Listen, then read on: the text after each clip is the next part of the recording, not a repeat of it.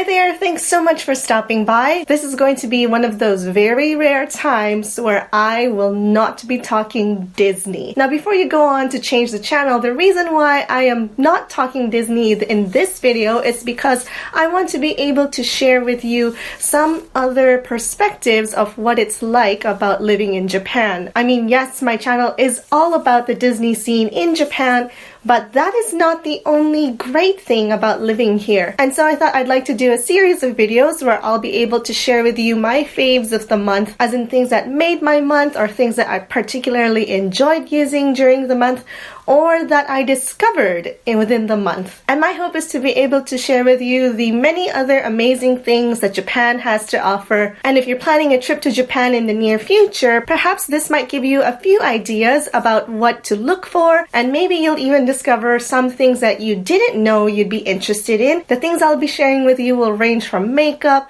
housewares, lifestyle, food, snacks, drinks even. It'll be totally random. It depends on what happens during the month. And in this video, I'm going to share with you my favorites throughout the month of January. And let's start off with tea. This is from the Japanese tea chain Lupicia, and Lupicia can be found in many department stores or malls. They're a very popular chain. They're especially well known for their flavored black teas, and they often churn out limited time flavors or use regional ingredients or seasonal ingredients. The tea that I'll be sharing with you today is their chai tea. They actually have 3 different kinds of chai. This one that I picked up is cardamom and pepper.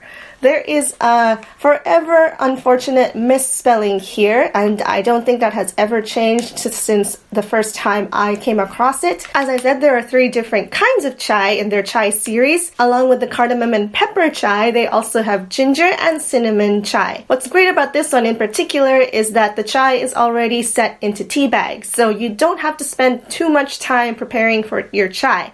I find that especially with loose leaf chai, you have to go through quite a bit of a preparation process. Like, it takes quite a long time.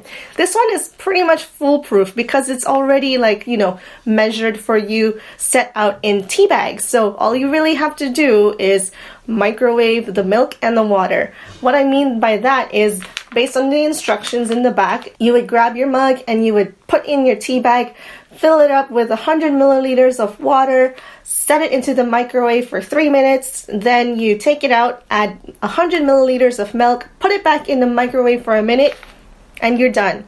Literally foolproof. So easy to make chai with, and that's what I really love about this particular chai tea set. This also lasts for quite a long time. I purchased this back in December of last year, and according to the packaging, this is good until December of the following year. So it lasts for about a year. I find myself drinking a lot more chai, especially during the colder months of the year.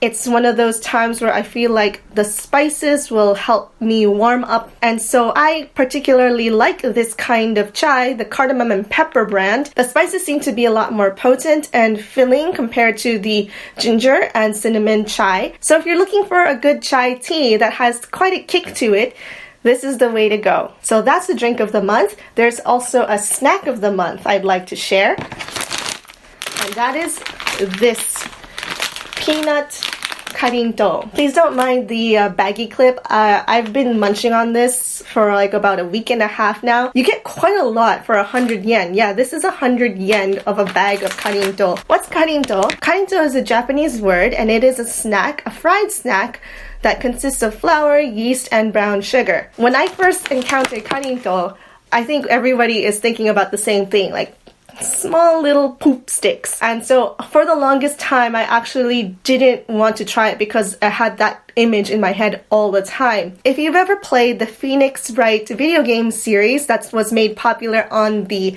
Nintendo DS and later the 3DS, one of the detectives in the games is Ema Skye, and one of the animations for that character is her eating karinto, but they translated it or localized it as Snackoos. In the localization, they made it look like a chocolate snack, but it is not anywhere near chocolate. It has 0 chocolate in it, actually. And while this peanut karinto looks nothing like the Snackoos that Emma is eating, this is a very like golden color.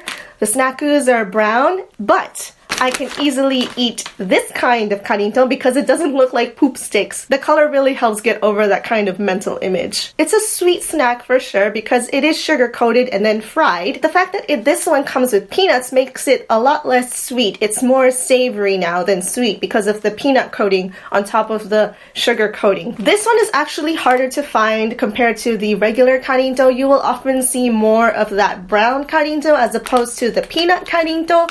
There's also matcha karinto. I haven't really come across that, but I've heard it does exist. But this is my favorite of the month. I don't really see this commonly in supermarkets or groceries.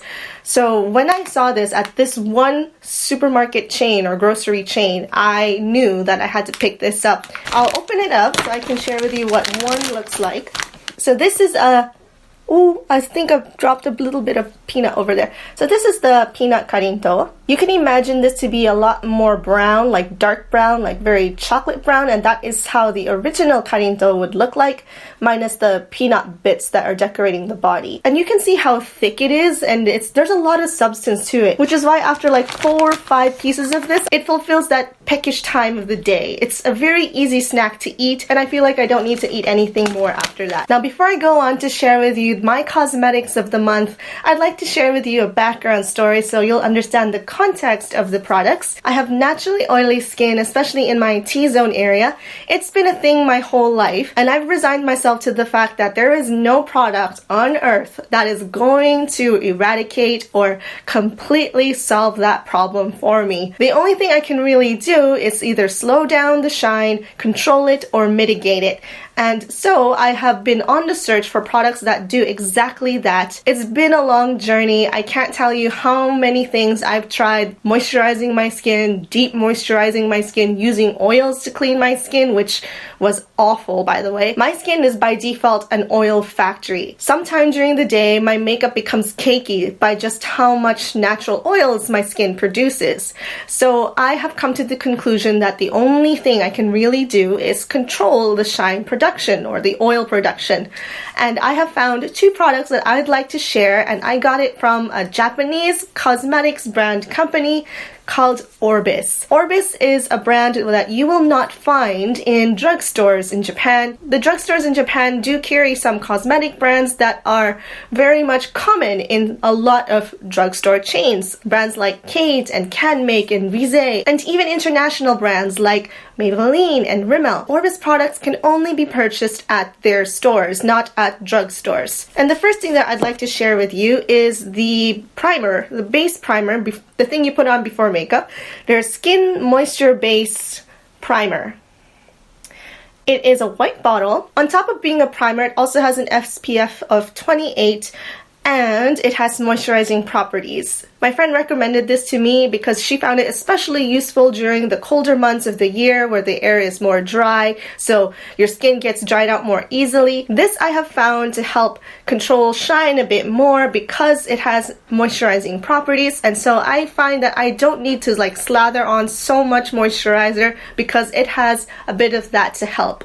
With this, I have also been using another primer. The main property of this one is to control shine. I have been using this and this in combination. This I only put on my T-zone area because that is where I shine the most. While these two don't completely prevent shine, they do control it, as in my shine happens on a much slower rate, and it's definitely kept me from looking like a porcelain doll by lunchtime. What I also like about this primer is that it's not runny, it's not too thick of a cream, so it doesn't make you work too hard to put it on.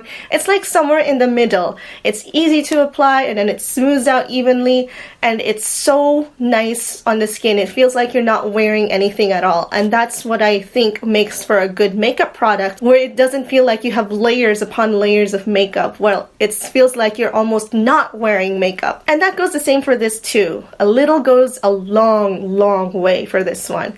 So I've been using both of these in combination for the past month, and we'll see how it goes in the following months. The true test happens when humidity comes in. So those are the things I want to share with you today. I also want to share with you a haul from one of the biggest home decor and interior or lifestyle stores in Japan. I will be doing that in another haul video. If you enjoyed this content and would like to support me, a thumbs up is always appreciated, and I hope you'll consider subscribing and hitting that bell. Thanks so much for sharing your time with me, and I'll see you in the next video.